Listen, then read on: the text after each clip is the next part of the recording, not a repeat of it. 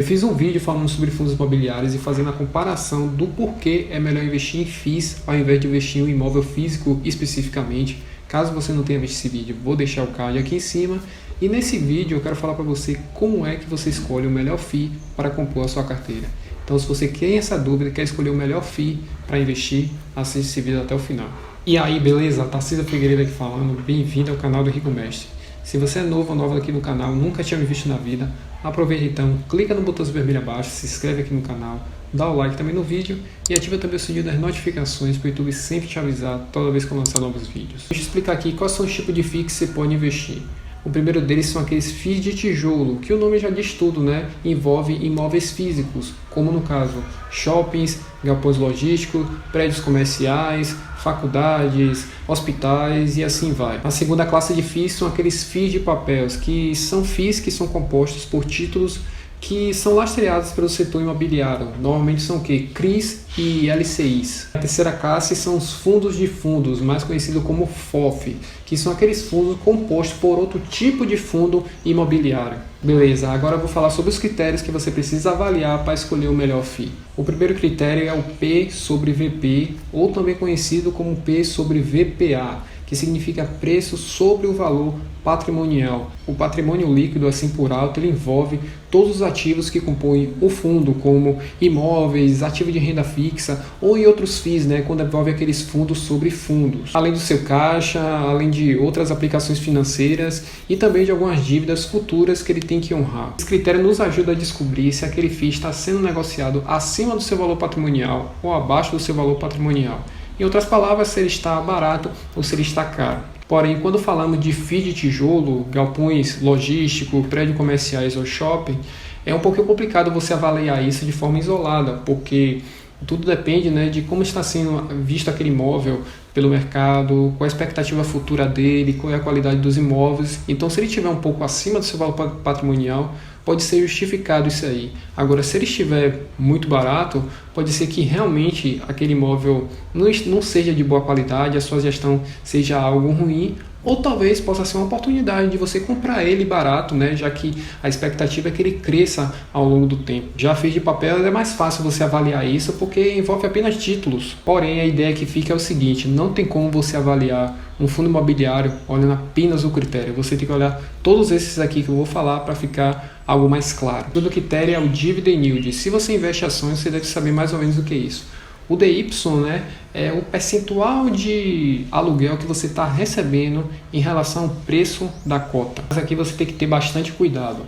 No mundo das ações, né, quanto maior for o dividend yield pago por ação, melhor para você, que isso significa que aquela empresa está tendo muito lucro. Só que o mundo dos FIIs é um pouco diferente. Normalmente, os FIIs que pagam os maiores dividendos são aqueles FIIs que são monoativo e monoinquilino, ou seja, que é composto por apenas um ativo que é locado para apenas um inquilino. Ou seja, você está correndo um risco muito grande de tomar um prejuízo porque você está na mão de apenas um inquilino.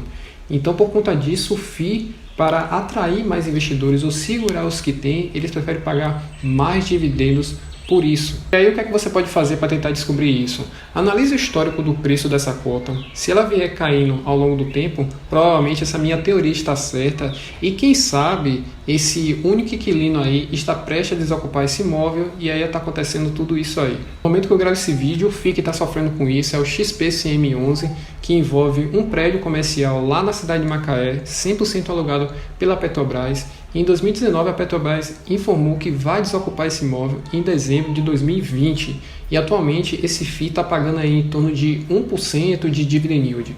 Assim, algo meio alto quando falamos assim de fundos imobiliários. E o interessante é que você escolha FIIs que paguem em torno de 0,4% a 0,8% ao mês de dividend yield. O terceiro critério é analisar o histórico de pagamento dos aluguéis. Quando o FII paga constantemente, né, tá lá certinho pagando seus dividendos, isso mostra que ele tem uma boa saúde financeira, está bem gerido, está crescendo. Porém, esses pagamentos não é uma linha reta, né? Geralmente envolve uns picozinhos assim, que é natural, né? Depende muito da situação do mercado e tudo mais. O quarto critério é a vacância, que nada mais é o percentual de metro quadrado vago dos imóveis dos FIIs. Então assim, a ideia aqui é que quanto menor for a vacância, melhor para você, né? Que significa que tem mais inquilinos e quanto mais inquilinos tiver, mais você recebe de rendimentos. 10% de vacância para mim é tolerável. Quinto critério, liquidez. Ou seja, é o volume de negociação daquela cota no mercado lá da Bolsa de Valores. Ou seja, a ideia é que você escolha aqueles FIIs que estão sempre sendo comprados e vendidos na Bolsa, para quando você quiser se desfazer dele ou vender com algum tipo de lucro, fique tranquilo para você, né? O sexto critério é a diversificação. A ideia é que você escolha aqueles FIIs que envolvam vários ativos e também sejam multi-inquilinos, ou seja, tenha vários inquilinos, né?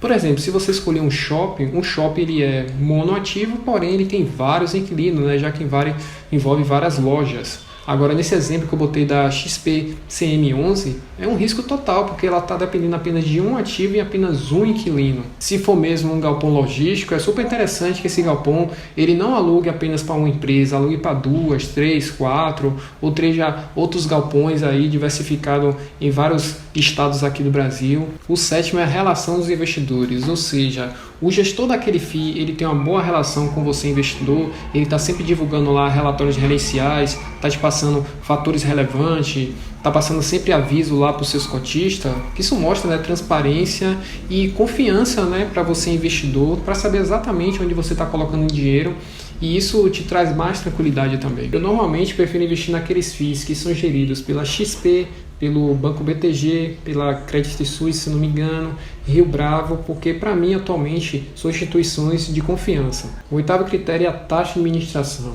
Obviamente, se tem um gestor por trás daquele fundo, você tem que pagar por isso. E o valor que você vai pagar de taxa de administração depende muito do tipo de fundo que você escolher. Normalmente o mais caro são aqueles FIIs de tijolo, né? Já que envolve imóvel físico, aí tem que fazer manutenção, tem que pagar funcionários e tudo mais. E aí você deve pagar uma média de 1 a 2% por aí. E se for um FII de papel, você paga em torno de 0,3, 0,6 mais ou menos. Então, utilize essa média, né, para ver se compensa na sua visão pagar essa taxa de administração pelo FII que você escolher. Nono critério, qualidade dos imóveis. Isso falando especificamente de FII de tijolo ou aqueles FIIs híbridos, né, que mistura tijolo e papéis. Basicamente, ver se aquele FII que você está pensando em investir, os imóveis demonstram ser de qualidade, são atraentes, em outras palavras, são bonitinhos, né? É porque quanto mais atraente eles for, a cota se valoriza ainda mais, tende a atrair novos inquilinos, diminuir cada vez mais a questão da vacância. Isso você pode analisar pelo Google mesmo, jogando lá o nome do FII que você está pensando em investir, ou acessando os sites específicos que falam justamente sobre esse investimento. Décimo critério é localização, né? Falando mais uma vez aqui de FII de tijolo ou FIIs híbrido. Quanto mais bem localizado estiver o imóvel, mais atraente ele será para novos inquilinos, a cota tende a se valorizar e assim ele vai estar sempre movimentado, né? Falando aqui especificamente de shoppings. No caso de shopping, né, você pode, se for de outro estado, né, porque tem muitos ativos aí que tem muitos FIIs que os ativos estão espalhados aí em vários estados, analise pelo Google, né, veja se jogando lá aquele bonequinho amarelo, se você consegue ver que se tem ponto de ônibus, ponto de metrô, tem uma boa acessibilidade, movimentação de pessoas. E em relação a galpões logísticos, o que é que você pode fazer? Analise quais são as empresas que ocupam aqueles galpões. Normalmente são empresas listadas na bolsa que ocupam esses galpões. Por exemplo, Ambev, Hering, muitas vezes Chevrolet também. Então isso aí já te dá um bom indicativo da boa localização que tende a estar os imóveis desses FIIs. 11º critério, comparação com o índice FIX. E FIX é a média ponderada dos principais fundos imobiliários negociados aqui no Brasil.